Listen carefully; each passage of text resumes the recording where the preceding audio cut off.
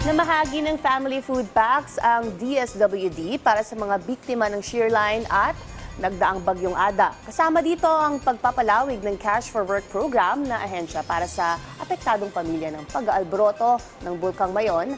Ang detalye sa report ni Connie Kalipay ng Philippine News Agency. Naglaan ng Department of Social Welfare and Development sa Bicol ng 10,000 family food packs para sa mga residente ng Catanduanes na naapektuhan ng shearline at ng Tropical Storm Ada nitong unang bahagi ng buwan.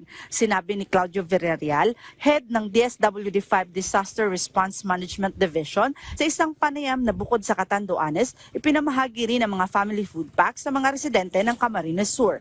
Dagdag pa ni Villarreal na ang tanggapan ng Bicol ay mayroong 140,785 family food packs na handa na para sa karagdagang tulong na sinusuportahan ng 16,200 family food packs mula sa Visayas Disaster Resource Center. Samantala, sinabi pa niya na ang mga apektadong pamilya kabilang ang mga malapit sa Mayon ay naka-enroll din sa Cash for Work program na tinatarget ang 1,323 benepisyaryo sa halagang 435 kada araw habang 79,000 pamilyang naapektuhan ng shearline ang makikinabang din.